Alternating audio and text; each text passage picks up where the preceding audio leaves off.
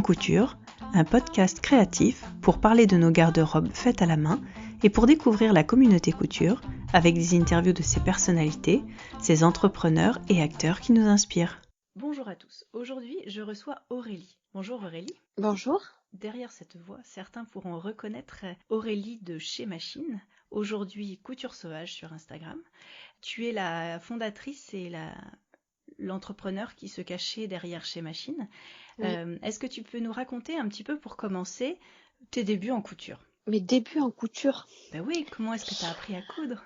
Alors, comment j'ai appris à coudre? J'ai appris à coudre, mais vraiment, mes vrais tout débuts en couture, j'étais toute petite, je faisais des petites robes pour mes poupées, parce que ma mère cousait. Ouais. Et donc, je prenais ma poupée, sur ses fils de tissu, je faisais la silhouette. Donc, c'était une robe, en fait, c'était en deux morceaux. Hein. Un dos à devant.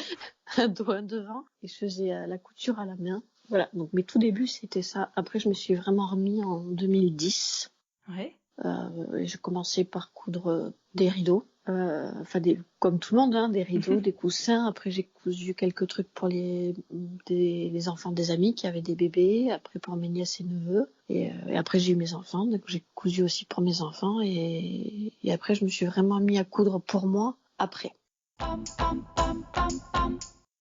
Quel a été dans ce chemin l'endroit où tu t'es dit je vais en faire mon métier? C'était en 2014 et 2015 peut-être. Ouais, 2015 et en fait parce que je trouvais ça ça m'apportait tellement, je trouvais ça tellement je sais pas comment dire. Je trouve que ce qu'il y a de bien avec la couture, c'est que tu t'invites quelque chose. C'est pas comme un tricot où Oui. c'est plus long, c'est assez gratifiant rapidement. Tout à fait. Et je trouvais que c'était bien. Après, j'ai vite compris que la couture et le modélisme, c'était deux choses différentes quand même. Oui. Voilà. Et c'est pour ça que je m'étais associée avec quelqu'un qui faisait du modélisme. Et puis au final, ça avait pas matché toutes les deux, donc j'ai dû me mettre aussi au modélisme. Et donc tu t'es formée via une entreprise, via des formations à distance? Tu as fait quoi pour te former? Non, j'ai quelqu'un dans mon secteur en fait qui fait des formations, mais enfin qui a beaucoup de cordes à son arc, et qui fait entre autres des formations comme ça de modélisme, de gradation. D'accord. Voilà. Et donc tu as lancé Chez Machine, donc en quelle année? 2000? Alors on a commencé à travailler dessus en janvier 2016. Ouais. Enfin moi j'avais travaillé un peu en avant, j'avais fait des petits croquis, j'avais fait des notes et tout ça, mais ça s'est vraiment concrétisé en janvier 2016. Et la marque est vraiment sortie officiellement, c'était en novembre 2016 au moment de la Grande Mercerie. D'accord. La première édition. Le premier salon auquel tu as participé en fait directement. Oui. D'accord. Et t'en gardes quel souvenir en fait de ce premier salon? Très bon souvenir. C'est parce que c'était à échelle humaine et que c'était un très beau lieu, un très bel endroit, qu'on avait été très bien accueillis. La marque avait été très bien accueillie, que ça avait été un très chouette moment. Même la deuxième édition, ça avait été un peu plus compliqué parce que mon associé donc quittait l'entreprise, donc ça avait été un peu plus sport, mais ça avait été aussi très très bien. Ça m'avait beaucoup plu. Au cours de cette aventure Chez Machine, tu as eu des collaborations avec des blogueuses, avec des entreprises. Est-ce que tu pourrais nous parler un petit peu de ta collaboration avec entre autres Perrine pour la chemise chez Alban? Oui, ça c'était avec Perrine, c'était la toute première collab. En fait, l'idée c'était vraiment de sortir de ma zone de confort, de laisser quelqu'un, comment dire, oui, voilà, en fait, choisir le vêtement qu'il voulait, c'est parce que j'aurais pas forcément fait une chemise, comme j'aurais pas forcément fait. En fait, tous les vêtements qui ont été faits en collab, c'est des choses que j'aurais pas forcément faites. Et c'est ça qui me plaisait, c'était de sortir de la zone de confort, de faire quelque chose qui réponde à une autre demande que exactement la tienne. Voilà, exactement. C'était ouvrir en fait un peu le champ des possibles quoi, aux gens et ouais. Donc tu as fait combien de collaborations comme ça? En tout, il y a eu la chemise Alban, il y a eu la robe Raphaël avec Tiffen. Ensuite, il y a eu le top Nunki avec Plume Lab qui depuis a sorti sa marque de patron. De très joli patron, très bien travaillé, très très très beau. Et je crois que c'est tout. Et tu as travaillé avec Nuantine aussi? Ah non, et tout, pas du tout. Il me reste la robe Maya. Je me suis arrêtée en fait je me suis arrêtée au printemps 2018. J'ai eu un bug. Non, après il y a eu la robe Maya avec Manu de 23 rue des Roses. Alors, maintenant ça s'appelle le French Closet. Très bien. Et c'est pareil, c'est une robe que j'aurais jamais faite et pourtant que j'adore, que je trouve vraiment belle, qui offre tout un tas de possibilités de hack. Enfin, c'est une robe que j'aime beaucoup aussi. Et après, alors la collab avec Nuantine, c'est différent parce qu'en fait, on voulait faire un ensemble. Elle faisait le maillot et moi, je faisais en fait le kimono. Tout à fait. Voilà. Donc là, c'était une collaboration avec une marque et les autres, c'était avec des blogueuses. Oui. Et tu as travaillé aussi avec Artisan. Tu avais publié un patron dans leur magazine. Oui, c'était dans leur web magazine. En fait, c'était un patron qu'une autre marque m'avait demandé. Je vais pas m'en cacher. Ça devait être un projet avec quelqu'un d'autre. Finalement, ça s'est pas fait. Bon, voilà, elle voulait quelque chose de simple, un débardeur. Enfin voilà, elle voulait un petit top un peu simple. Et moi, je leur ai proposé ça, puis ça correspondait pas forcément aux envies qu'elles avaient à ce moment-là. Donc, plutôt que de perdre le travail que j'avais fait dessus, je l'ai proposé à Artisan. Je leur ai proposé, je leur ai dit, écoutez, si vous voulez, pour votre prochain web magazine, elle venait de sortir le premier. Ouais. J'ai dit, si vous voulez, j'offre ce patron-là parce que moi, ça me donnait de la visibilité. Et puis le patron était déjà prêt, donc c'était dommage de pas le. J'aurais pu le sortir moi-même, mais je trouvais que c'était une bonne opportunité de le proposer à Artisan. Et effectivement, en plus, ça allait très très bien avec l'esprit de leur magazine. À ce moment-là, que c'était vraiment un été à Marrakech et ça collait parfaitement à tout l'esprit de ce numéro-là. Donc c'est pour ça qu'on l'a sorti là. D'accord. Et c'est des collaborations qui t'ont apporté quoi au-delà de la visibilité, parce que c'est un partage qui se fait de part et d'autre, mais toi, au terme de création et en termes de couture, ça t'a apporté quoi? Toutes les collabs, ça m'a apporté par exemple les collabs avec Perrine, avec Tiffen, avec Manu ou Chloé, ça apporte je trouvais que ça faisait vraiment sortir de la zone de confort, c'est-à-dire qu'il faut arriver à s'adapter à l'autre qui ne connaît rien en modélisme ou très peu, donc qui n'a pas conscience des contraintes aussi qu'il peut y avoir, parce qu'on peut avoir envie de quelque chose et puis c'est pas forcément très simple à réaliser. Il y a aussi la contrainte du fait que ce soit un patron de couture, donc ça veut dire qu'il faut que ce soit accessible, faut que le montage et tout ça, faut que ce soit accessible quand même. Mais humainement, je trouvais que c'était vraiment, vraiment chouette d'échanger comme ça voilà, c'est ça que j'aimais bien, en fait, le côté humain, d'échanger avec quelqu'un pour qui c'est pas le métier aussi. Alors, des fois, c'est pas facile parce qu'effectivement, la personne en face, c'est pas son métier, donc c'est pas sa priorité, et ce qui est normal, et ce qui est tout à fait normal. Mais toi, t'es là, ouais, non, mais en fait, ça, si tu veux, là. Toi, t'as des contraintes professionnelles derrière, quoi. Voilà, c'est ça. Et puis, on peut pas utiliser non plus 5 mètres de tissu parce que je vais me faire engueuler derrière. Enfin, bon, mais du coup, c'est sympa, quoi. Le tout, c'est de dire les choses et puis après à chaque fois, ça s'est très très bien passé. Puis ça fait partager aussi un petit peu les coulisses de ton travail et puis les contraintes que tu rencontres au quotidien, quoi. Voilà, les filles, du coup, elles se rendaient compte aussi que c'était peut-être pas si simple. Bon, après, Chloé de Plume Petit Lab, elle savait puisque elle travaillait sur sa marque et tout, donc elle savait très bien que c'était pas pas si simple.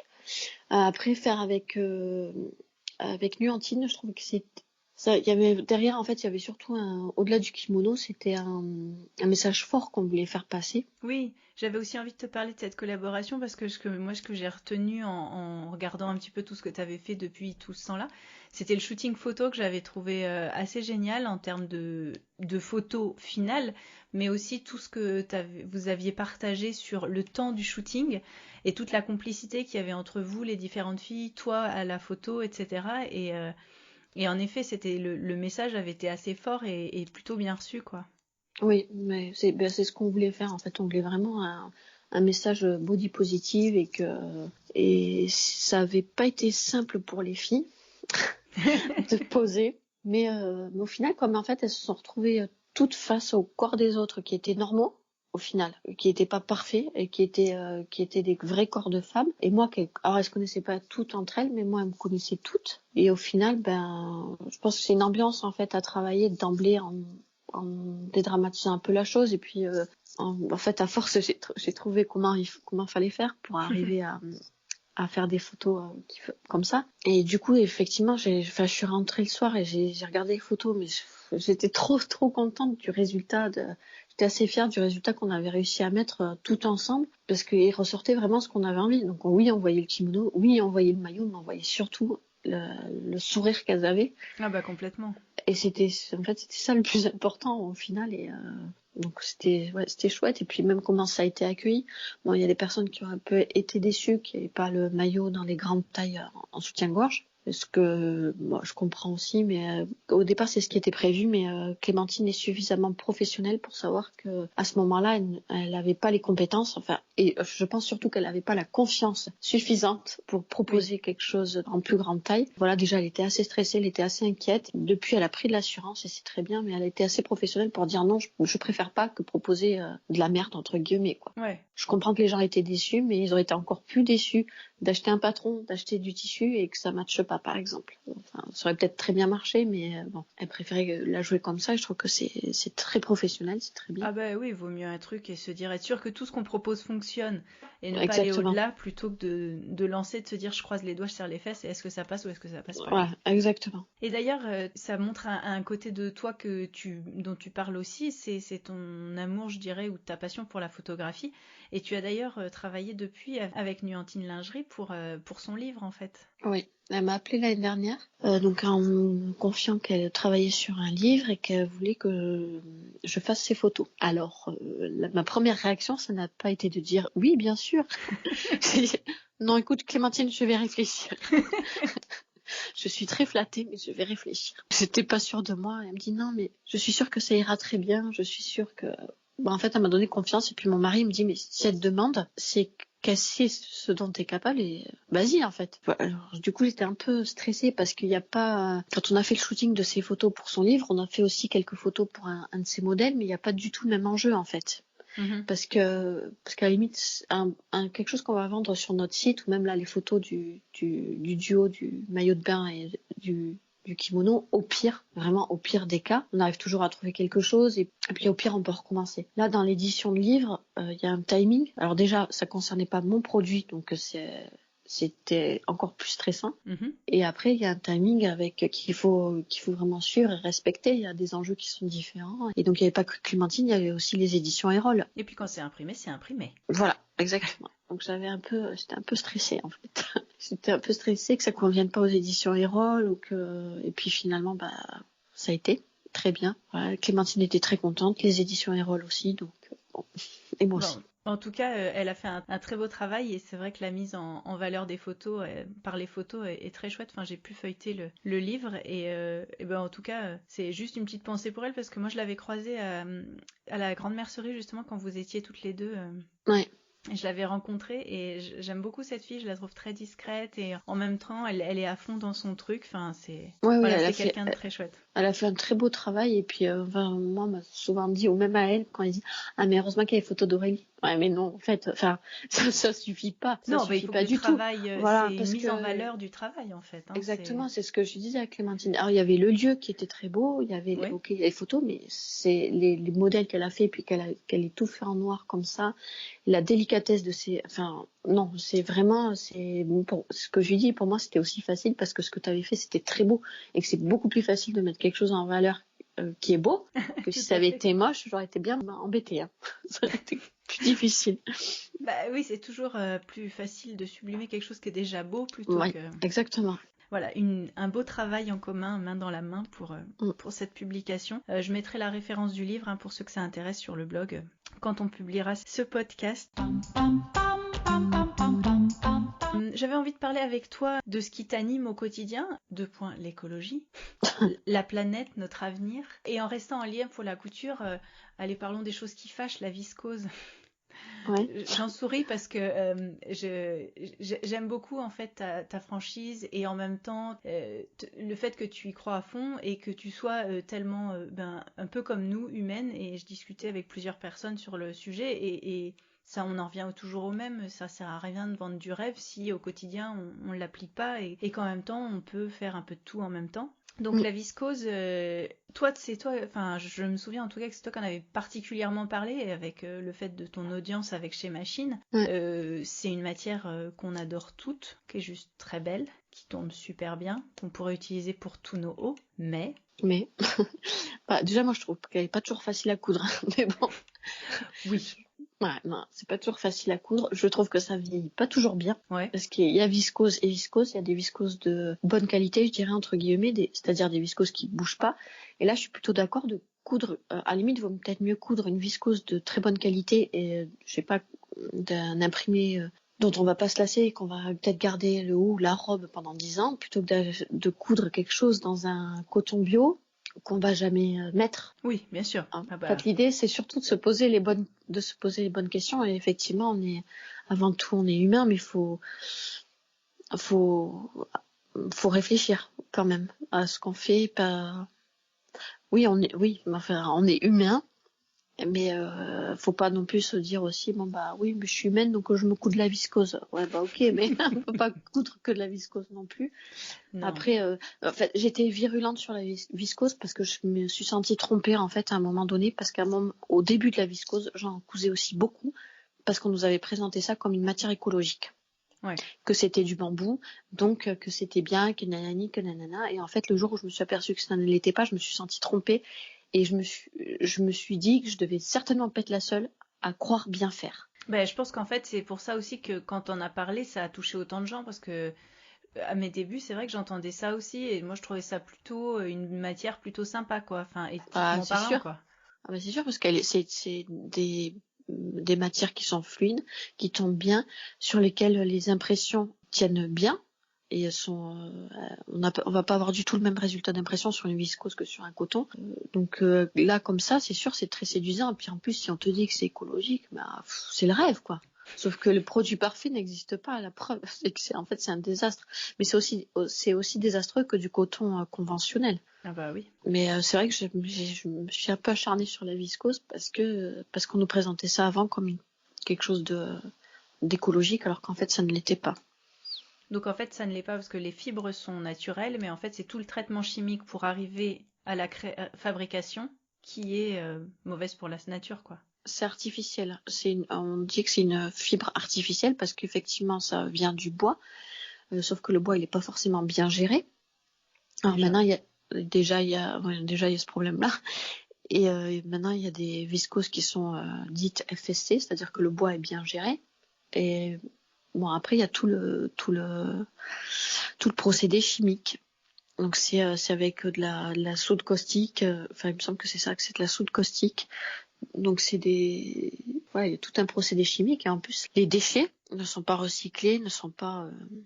c'est juste dégueulasse, en fait. Ouais, c'est vraiment un produit. toute la ligne. Et puis, il faut se dire que même si... Alors, après, il y en a qui sont certifiés au Ecotex. Sauf que au Ecotex, il faut se dire que c'est juste, ça n'a rien d'écologique. C'est juste que ça nous garantit que le produit final n'a pas d'impact sur notre peau. Sauf que c'est pas parce que le produit final n'a pas d'impact sur notre peau qu'il n'y a pas de produit chimique dedans. En fait, je sais pas si j'arrive à être claire, mais c'est juste pour nous donner bonne conscience et se dire c'est bon, je peux le porter sans danger. Mais tout ce qu'il y a eu avant, ça n'a pas été sans danger, ni pour l'environnement, ni pour les gens qui le fabriquent. Tout à fait. Donc si on se cache juste derrière le truc au Ecotex, on est un petit peu égoïste, je trouve. On se dit juste, ouais, bah moi, c'est bon, mon truc il me pourrit pas la peau. Le reste, je m'en fous. Voilà, c'est un peu dommage. Et quand est-ce que toutes ces questions sur l'écologie, sur le cheminement de qu'est-ce que je vais coudre comme matière, comment est-ce que je vais le coudre, c'est arrivé quand dans ta vie? Est-ce que c'était lié à un changement général, comme c'est souvent le cas, ou comment est-ce que tu as fait ce chemin-là, en fait? Alors, j'ai toujours été sensible à l'écologie. Depuis toujours, depuis toute petite. Parce que mon père surtout, ma mère aussi, mais surtout mon père était sensible aussi à toutes ces questions d'écologie. Et donc en fait, toutes ces questions elles me sont venues naturellement. Oui, c'était quelque chose qui faisait partie dans votre famille, des questionnements au quotidien, quoi. Oui, alors après c'était pas c'était Peut-être pas sous cette forme. Oui, alors déjà c'était pas sous la forme de la couture, c'est sûr, mais c'était pas, comment dire, on n'était pas une famille d'écolos non plus. Mais c'était je sais pas comment dire. Mais après, je pense que ça a vraiment toujours été là, parce que même quand après j'ai quitté la maison et que j'ai fait moi-même mes courses, je me suis tournée naturellement vers le bio et tout ça. Donc ça a toujours été là, au final. Et après, quand j'ai commencé à coudre, je me suis pas posé forcément la question des tissus. Je cousais les tissus que je trouvais beaux, puis je réfléchissais pas plus. Et puis à force de me renseigner aussi, parce que le truc c'est ça, c'est qu'il faut être curieux. Ouais. Il faut se poser des questions. Et c'est à partir de là où au niveau de la couture, que j'ai changé ma façon de faire. Mais l'écologie, elle a toujours été là. D'accord, tant mieux. Oui. Et aujourd'hui, c'est quelque chose qui t'anime fortement en questionnement de comment est impactée notre planète aujourd'hui par tous nos comportements humains et comment est-ce qu'on va y réussir à vivre encore longtemps dessus comme ça ou en changeant, etc. C'est quelque chose qui te passionne et dont sur lequel tu partages beaucoup en fait sur Instagram pour ceux qui te suivent ou ceux qui auraient envie de te suivre. Comment ça se passe au quotidien, cette façon de partager ça, on va dire? C'est une façon assez naturelle. C'est-à-dire que je sais qu'il y a des gens qui, même à maintenant, encore plus maintenant, mais même avant, quand il y avait la marque chez Machine, c'était comme ça. J'ai jamais programmé un post, par exemple. C'est tout, c'est tout naturel. C'est-à-dire, je me pose une question, je la pose en fait à tout le monde. D'accord. Donc c'est toujours très spontané. Donc c'est pas, du coup, je sais pas si c'est bien géré, mais c'est spontané. En fait, je me pose la question, je la pose où je vois une information, je la partage et puis voilà. Après, comment c'est géré l'après, parce qu'il y a les réponses aussi, les réactions des gens donc ça c'est encore autre chose, c'est une autre gestion, mais voilà, je sais pas. Non, c'est très spontané, et naturel en fait. C'est pas réfléchi. Et tu as beaucoup de... je sais que tu avais dû poser la question parfois sur est-ce que les gens voudraient plus de couture ou plus d'engagement écolo ou l'inverse ou des choses comme ça. Les gens qui te suivent, ils te suivent aussi pour ça, j'imagine. Oui. Alors en fait, là quand j'ai arrêté chez Machine, j'ai posé la question. Alors en fait, moi d'emblée, je savais que je partagerais ce que je voudrais. C'est bien comme base.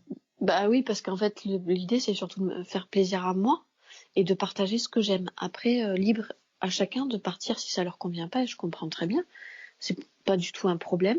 Mais l'idée, c'est, il y a pas, encore plus que jamais aujourd'hui, il n'y a pas du tout d'enjeu financier. C'est-à-dire que j'ai pas de lien affilié, je vais pas en vivre de ce que je veux partager maintenant. Donc, ça m'est complètement égal de savoir, c'est pas que ça m'est complètement égal de savoir ce que les gens veulent.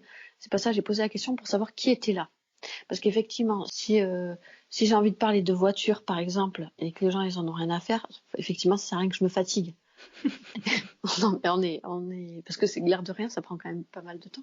Oui. Mais après, c'était juste pour, ça peut paraître un peu contradictoire ce que je voulais dire, mais non, mais je comprends parce que tu le fais pour toi, mais en même temps, tu as des gens qui te suivent et qui a priori apprécient ce que tu proposes. Donc tu voulais savoir peut-être si tu pouvais injecter plus de l'un ou plus de l'autre ou comment te situer, quoi. voilà, si je pouvais continuer à partager et de la couture et de l'écologie, et on m'a même demandé de la cuisine, parce que de temps en temps ça m'arrivait de mettre un truc que je cuisinais, et c'est vrai que j'avais remarqué que à chaque fois ça suscitait beaucoup de réactions en privé, en fait, en message privé ou en réaction. C'est pour ça que j'avais un petit peu posé la question, et effectivement tout ça est revenu, hein.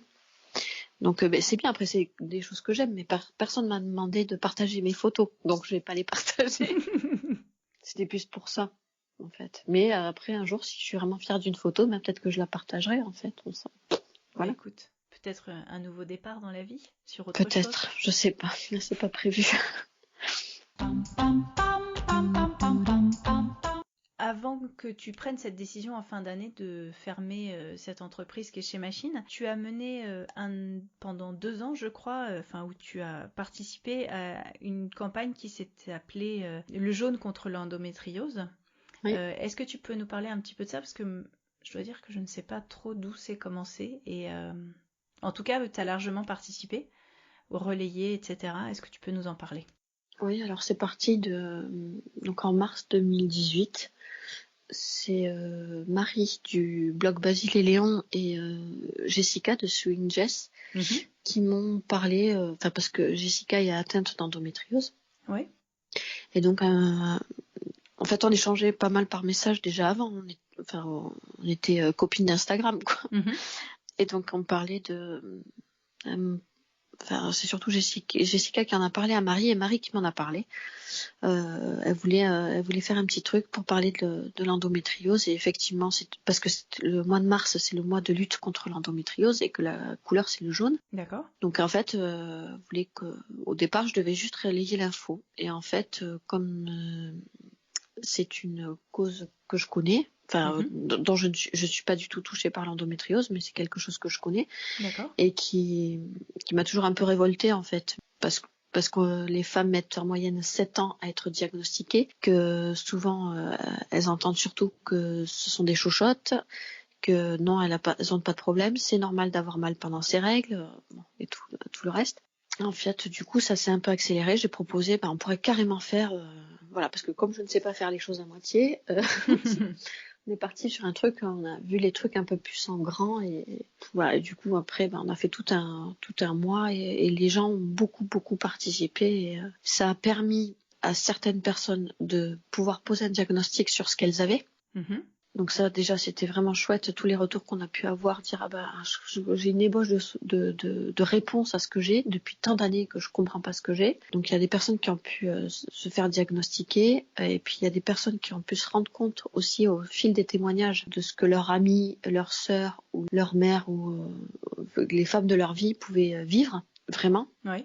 Et tout ça, puis que cette maladie ne soit plus tabou, et puis que voilà, d'en parler. D'accord. Mais je pense que ça a plutôt bien marché, oui. Bah oui. Donc tu avais fait un pack, en fait, vous aviez créé un pack à plusieurs, l'année dernière en tout cas.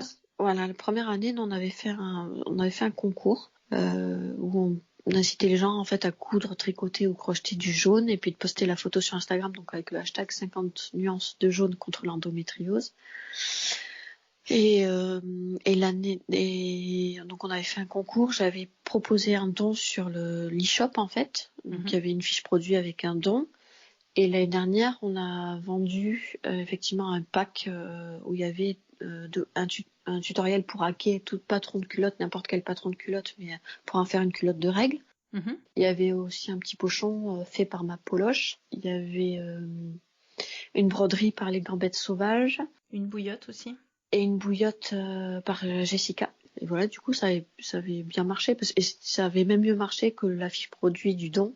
Là, vraiment, ça avait bien marché parce qu'il y avait un échange. Après, je me rappelle qu'il y en a qu'elle a acheté plusieurs fois, du coup, pour faire un plus gros don, parce qu'on vendait ça 5 € et elles avaient envie de faire un plus gros don. Donc, on avait réussi à faire quand même un chèque de 1305 €, donc c'était pas mal. Super.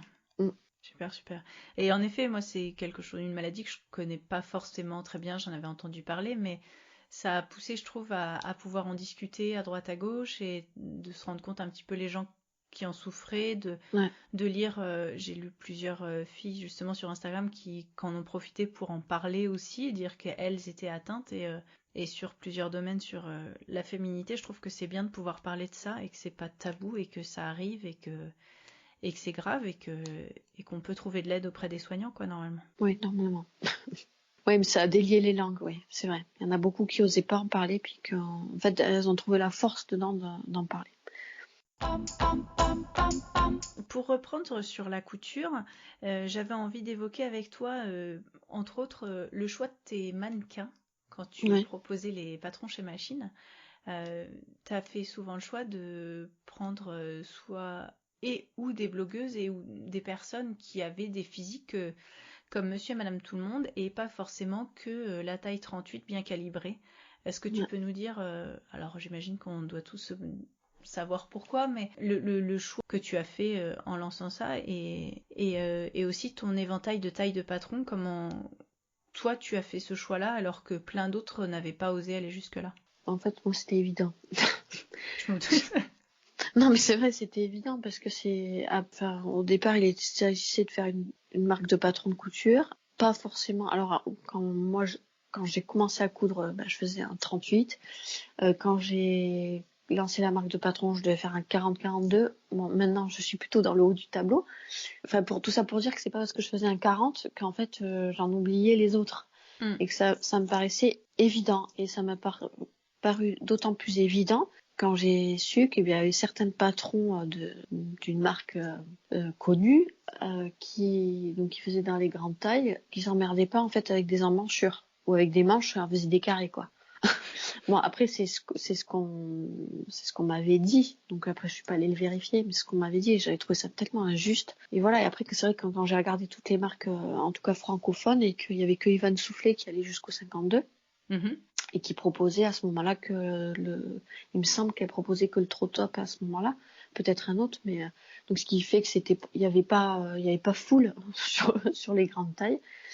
Donc voilà, ça m'est paru évident. Après, je me suis rendu compte que c'était pas si simple parce que c'est une gradation qui est différente, que ça demande en fait de faire des patrons dans un large éventail de taille comme ça, c'est-à-dire du 32 au 56, ça demande de faire caler au moins 2 prototypes, donc un dans la taille dite standard entre guillemets et une en plus grande taille.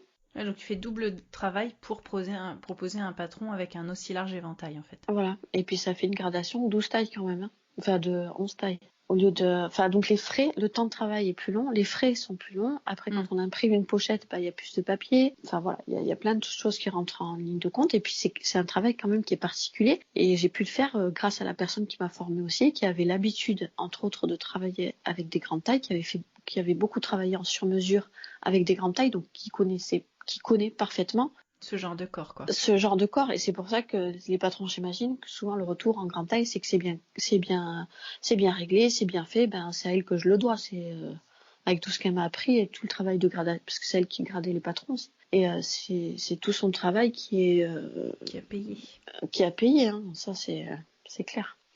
Mais je comprends qu'il y ait des... Alors de plus en plus les marques françaises s'y mettent et ça c'est vraiment chouette. C'est très bien, mais parce que souvent en fait c'était le procès et j'avais un peu le cul entre deux chaises au début. Voilà, les gens disaient ah ben comme quoi c'est possible. Ouais, mais à quel prix en fait? Les gens s'en rendent pas forcément compte et puis c'était le procès des marques qui existaient déjà et qui faisaient pas des grandes tailles. Ah oui, mais voyez, vous pourriez faire. Bah ouais, mais c'est pas si simple en fait.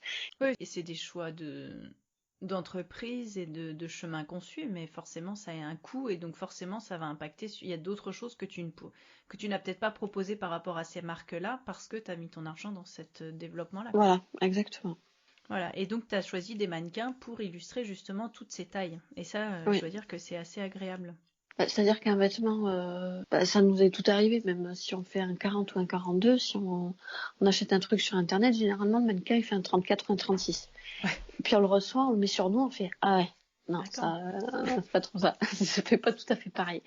Parce que souvent, en plus, elles ont pas forcément toujours de poitrine. Enfin, maintenant, ça commence à changer, hein. On voit de plus en plus de vrais corps. Enfin, de corps c'est pas que c'est pas des vrais corps, c'est des corps plus communs. C'est ça. C'est-à-dire que voilà, la femme, en tout cas française, c'est plutôt un 42. Voilà, c'est plutôt une femme en 42 avec une poitrine, des formes un peu plus généreuses qu'une petite jeune. Moi, à 20 ans aussi, je faisais un 34. Mais voilà. Bon, je trouvais que c'était important que les clientes puissent s'identifier. Donc après, moi, j'aurais bien voulu faire un 38, un 44, un 50, mais bon, je pouvais pas en faire autant, mais ça déjà ça donnait une idée en fait. Et quand on voit qu'une robe elle va bien avec quelqu'un qui fait un 50, que ça la fait rend belle, c'est gagné. Bah oui, voilà. J'ai relu sur le site, j'ai vu que il y avait eu des articles sur et avec toi dans le magazine Passion Couture Créative. Je trouve ça assez chouette parce que cette revue, je me rends compte que elle met en avant des créatrices de patrons françaises indépendants et je trouve ça intéressant de mettre en avant cette communauté-là. Comment ça s'est fait ces rencontres-là? Et je crois que tu as deux numéros dans lesquels tu as été citée ou mise en avant? Oui. Alors là, je sais même plus. Non, mais je sais même plus je crois qu'elle m'avait contacté. La toute première fois, je sais plus. Je pense qu'elle m'avait contacté à la Grande Mercerie, il me semble, à la première édition. Ouais. Il me semble que c'était ça. Et après, ça a été pas mal avec, parce que je crois que Caroline Création, qui a une chaîne YouTube et un Instagram, et et elles ont une marque de patron de couture aussi, ça s'appelle Les Bobines, je crois. Ouais. qui font aussi des grandes tailles. Elle faisait des petits articles pour Passion Couture Créative. Donc les 2 autres fois, je crois que c'était par le biais de Caroline. D'accord. Qui avait fait aussi un tutoriel sur sa chaîne YouTube. En fait, elle faisait en vidéo le montage du t-shirt Arsène, qui était un patron gratuit. D'accord. D'ailleurs, maintenant que la marque est fermée de chez Machine, il y a toujours ton site. Est-ce que j'ai vu qu'on pouvait accéder au patron gratuit, c'est ça? Oui. D'accord. Bah, là, je suis en réflexion. Je sais pas encore trop ce que je vais faire de tout ça. Bon, je sais pas encore. Ouais, je suis en réflexion. On verra avec le temps le chemin que tu fais Voilà. là-dedans. En tout cas, aujourd'hui, donc tu n'es plus chef d'entreprise. Tu es une maman intéressée par l'écologie qui vit dans le sud de la France en train de construire sa maison. Quelle est la place de la couture dans ta vie et comment, c'est quoi votre rapport, elle et toi? Alors aujourd'hui, je me dis, une fois que je vais avoir fini vraiment, parce que officiellement, je suis toujours chef d'entreprise, donc j'ai encore un peu de compta à faire. Le meilleur? Ouais, le meilleur, le plus plaisant. Non, de l'administratif et tout ça, mais une fois que ça sera plié, ben justement, mon plaisir, ça va être de retrouver la couture pour moi, pour moi et ma famille. Voilà. Donc, j'ai pas réussi à m'en écœurer, donc déjà, c'est pas mal. C'est bien. Non, mais voilà, je vais enfin pouvoir coudre tout ce que j'ai pas pu coudre pendant 4 ans. Donc, j'ai des trucs à rattraper, mais effectivement, après, on a d'autres choses aussi, d'autres projets personnels qui vont pas mal nous occuper, donc on va voir, mais elle a toujours une place importante parce que j'aime ça, j'aime toujours ça. Et justement, toi, tu couds comment? C'est-à-dire que tu commences par un tissu, tu commences par un patron, c'est un trou dans ton dressing ou comment tu couds? Qu'est-ce qui t'anime le plus ou un truc sur Instagram et tu dis je veux le même? Non, ça rarement. C'est vrai, en plus, c'est rarement. Non, ça peut être l'un ou ça peut être l'autre en fait. Je peux avoir un coup de cœur pour un tissu et je vais me dire bah tiens, je verrais bien tel patron dedans. En fait, j'ai une grande mémoire des patrons quand même. Ouais. C'est-à-dire que j'ai une patron tech dans ma tête. Donc j'arrive à me rappeler des patrons et c'est souvent en fait comme ça que voilà, je vais voir un tissu et je vais me dire bah tiens, je verrais bien tel patron dedans. Mais après voilà, après même si y a un patron que je trouve joli, je vais voir si je trouve le tissu qui va avec. Si je le trouve pas tout de suite, je vais pas acheter un tissu pour faire. D'accord. Voilà, donc c'est suivant le moment. Je suis voilà, le flow et ça se présente comme ça se présente et puis voilà, c'est tout. Et t'es du genre à avoir un gros stock de tissus ou t'as quelques coupons d'avance ou comment? Non, alors j'ai un gros stock de tissus, non pas parce que au tout début de la couture, c'est vrai que j'aimais un tissu, je l'achetais en fait. Voilà, généralement je prenais 1,50 m ou 2 mètres et puis je l'aimais, je l'achetais parce on commence toutes comme ça en fait avec cette frénésie. Faut pas être hypocrite. Hein, ah bah, je pense que oui. On commence toutes comme ça parce que. Mais après, j'ai compris plus tard qu'il y avait 2 passions. Il y avait la couture et les tissus. C'est 2 choses distinctes en fait. On s'en rend pas compte tout de suite, mais bref. Et après, en fait, je me suis rendu compte qu'il y en avait que je cousais pas, donc je les avais revendus. Et après, tous les tissus que j'ai dans mon armoire ont un projet défini. D'accord. Donc c'est-à-dire que vraiment chaque tissu, je sais ce que je vais faire avec. Sauf que ces 4 dernières années, par exemple, j'ai pratiquement pas cousu pour moi ou pour mes enfants. Donc j'ai un tissu par exemple que j'avais acheté chez France Duval Stala, je voulais faire un pyjama à mon papa. Ça fait 4 ans, je l'ai toujours pas fait. Donc j'espère que je vais pouvoir lui faire pour cette fête des pères. C'est un bon objectif. Mais oui, non, mais c'est ça qui était frustrant, que je voyais tout le temps cette armoire en me disant. Alors il y a des trucs, j'ai fait 2 vies de tissu dans cette année 2019, des tissus parce que finalement les projets ils avaient 4-5 ans et j'avais plus envie de les faire. Mais souvent j'achète un tissu, je sais vraiment ce que je vais en faire. C'est rare que j'achète un tissu si je sais pas ce que je vais en faire. Donc j'ai un gros stock, mais plus par manque de temps que par.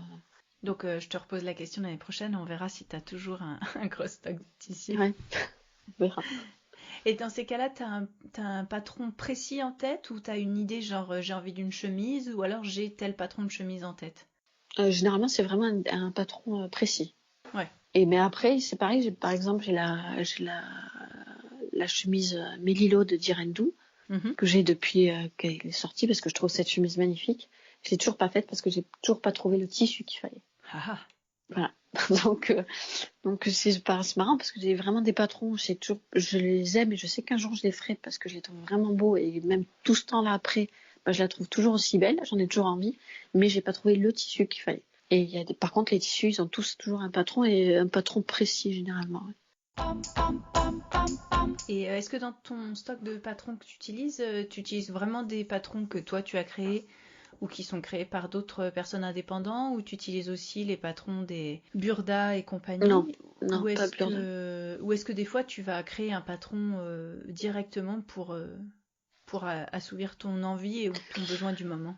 Alors, j'ai une grosse patron tech avec la plupart c'est que des patrons indépendants. J'ai Mhm. pratiquement pas de magazine et tout ça, j'ai pas parce que ça me fait saigner les yeux en fait. J'ai pas envie. Non, puis je préfère coudre que des petites entreprises que des gros groupes. Mhm. Donc là, j'ai que des patrons indépendants, j'en ai pas mal. Et après, donc il y a aussi les miens bien sûr. Mais après, quand j'ai vraiment une envie, et que j'ai pas un patron qui existe, je vais le faire, oui. Comme je l'ai fait avec la robe Alice. Oui. Voilà. J'avais envie d'une robe avec une robe ample, confortable, avec des manches chauve-souris, mais pas trop, qui soit facile et rapide à coudre. Et puis, en plus, j'ai besoin de deux protos et c'était réglé. ça s'est fait très, parce qu'elle est assez simple. Et j'ai trouvé rapidement l'ampleur qu'il fallait, quoi. Mais ça, je Oui. pense que c'est à force, c'est l'expérience aussi. Oui, bah, bien sûr. Et est-ce que tu beaucoup pour les autres? Donc là, tu évoquais ton papa. Je sais que dernièrement, tu as parlé des pyjamas que tu avais fait pour tes enfants. Ouais. C'est quelque chose que tu aimes bien faire, qui te fait plaisir, tu fais ponctuellement, ou t'attends les demandes? Comment ça se passe? Alors, je fais ça de façon assez ponctuelle à faire. Par exemple, mon papa, je lui ai encore jamais rien cousu, donc ça me fait un peu mal au cœur quand même. Je trouve ça dommage. Ma soeur, je lui ai cousu une chemise, une chemise albane d'ailleurs, Mhm. une robe aussi de la Forget Me Not. Mais ma soeur coud, donc c'est un peu. C'est de la triche. Elle sait coudre, mais ça me faisait plaisir quand même de lui coudre quelque chose. Après, je couds pour mes enfants, mais j'aimerais mon mari un peu, mais moins. Mais j'aimerais avoir un peu plus de temps, oui, pour coudre pour eux, parce que je trouve que c'est bien, c'est agréable. Ah bah, de les voir se balader avec ce qu'on leur a cousu, c'est toujours un plaisir. Enfin, moi, j'aime bien coudre aux anniversaires ou à Noël pour mes enfants, et Ouais. en général, plus c'est simple, plus ça marche. Ah ben c'est clair. Ils Et adorent ça. c'est ça, j'ai fait un sweat pour ma fille à Noël. C'est toujours, j'adore. Ouais, c'est marrant. Ils sont marrants. Mais moi, ils me font des demandes, hein, mais je dis, le truc, c'est que j'ai que deux bras, en fait. Je peux pas tout faire. Et 24 heures par jour. 24 heures par jour. Et moi aussi, j'ai des demandes des fois, très précises. Ah, ils savent ce qu'ils veulent, hein. Ah, ça. En couleur, en motif, on rigole pas. Voilà, c'est ça. Sur les patrons, tu es plus patron pochette ou patron PDF? Pour toi en possession, hein, je ne vais pas lancer le débat de... Non, non, non. Bah, moi, j'aime bien les pochettes parce que j'aime bien l'objet. Ouais, Après, j'avoue que maintenant que j'ai un traceur, parce que j'avais besoin d'un traceur pour les patrons, parce qu'au début, c'était nous qui enfin, on les a toujours imprimés. ouais. Donc, on avait un traceur et j'ai toujours le traceur et j'avoue que du coup, le PDF, c'est plutôt pas mal parce que je l'imprime et je le découpe directement. Et j'ai pas besoin de coller, j'ai pas besoin de... Donc Voilà. un traceur, si on ne sait pas ce que c'est, en fait c'est une énorme imprimante Ouais, pour ouais, qui fait du A0. imprimer les grandes feuilles, quoi. Ouais. Ouais. Donc là, je sais pas si je vais le garder. mais C'est mais bien pratique quand même. c'est bien Enfin, pratique, oui. Bah après, je trouve que le PDF, en fait, ça m'a jamais bloqué. C'est-à-dire que s'il existait en pochette, j'achetais en pochette. Mais par exemple, des patrons qui viennent par exemple, je pense au patron de Colette, mhm. bah, je le prends en PDF parce que j'ai pas envie qu'il traverse l'Atlantique pour revenir jusqu'à chez moi. Ouais. Mais après, des marques françaises, si ça existe en pochette ou en PDF, je vais prendre plutôt pochette. Après, si j'ai vraiment un coup de cœur pour un patron, je vais l'acheter en PDF. Enfin, ça va pas me bloquer. Ouais. Pourquoi est-ce que tu fermes chez Machine? Pourquoi, pourquoi j'ai fermé? J'ai fermé parce que je pense que j'avais fait, enfin, j'ai mis énormément d'énergie chez Machine. Beaucoup, trop. Enfin oui, trop, parce que je suis un peu... ça me servira peut-être de leçon, mais je suis très passionnée, donc je sais pas faire les choses à moitié.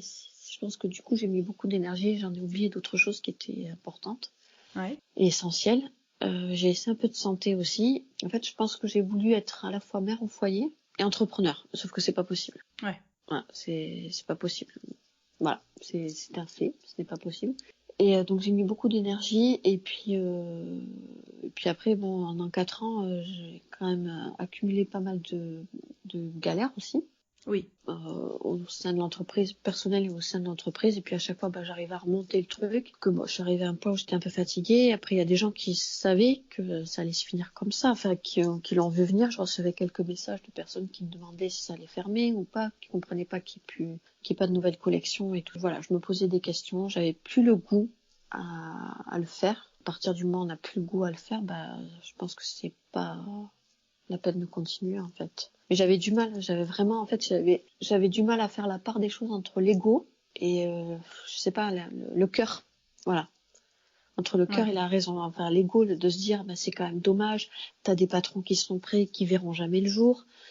C'est quand même dommage de pas continuer. Puis même quand j'ai arrêté, dans mon entourage, je m'a dit mais laisse juste les PDF, t'as rien à faire. Comme ça, t'as de l'argent qui rentre tout seul. Mais en fait, je ne sais pas faire ça. Ouais. Et puis c'est pas parce que c'est en PDF qu'on n'a rien à faire derrière en fait. Faut pas croire non plus. Il y a tout le service client quand même. Il y a tout le service client quand même. Il y a quand même de la comptabilité à faire. Faut quand même faire tourner son truc. Il faut quand même, il y a quand même du travail à faire. Et voilà. Et en fait, avant de m'écurer complètement, je préférais arrêter. Et voilà. Puis je sais pas faire non plus les choses à moitié. Je préfère tourner la page et puis et avancer. J'ai aimé l'expérience. Ça m'a apporté énormément de choses sur du point de vue personnel, sur moi, ça m'a permis de m'apprendre à me connaître, à prendre énormément confiance en moi. Ça m'a permis de rencontrer plein de belles personnes, de faire de très belles rencontres. Ça m'a apporté énormément de choses, mais là je marche quand même pas mal par cycle aussi. Donc là j'ai un peu l'impression d'être allée au bout de ce que j'avais à faire. Voilà, donc maintenant je passe à autre chose. Bon. Et donc on a vu que tu étais en train de construire ta maison, en fait, c'est ça ? Non, en fait, on rénove une maison. C'est ça. Sauf que pour le gros œuvre, on a été un petit peu freiné dans notre élan, puisqu'il y a eu un incident sur le chantier. Donc, pour le moment, il est à l'arrêt depuis 18 mois. Voilà, donc on attend que ça se débloque. Que ça se débloque. Voilà, et en attendant, on s'occupe de l'extérieur, on plante des arbres. Bon, écoute Aurélie, merci beaucoup d'être venue ici parler un petit peu de ton parcours chez Machine, de tes engagements, de ce qui t'anime en couture. De rien, merci à toi pour l'invitation, ça m'a fait plaisir. Avec plaisir, et puis bon vent à Aurélie, bon vent à Couture Sauvage pour tous les partages et l'information et la passion que tu y mets, et puis bonne continuation sur la maison, la maman au foyer, puis tout le reste quoi. D'accord, merci beaucoup. Vous pouvez retrouver toutes les notes et références citées lors de cet épisode sur l'article qui lui est dédié sur le blog www.ateliersherwood.fr. Retrouvez-moi également sur Instagram @sherwood. C'était Causons Couture avec Mathilde et Aurélie. Merci beaucoup, à bientôt et bonne couture.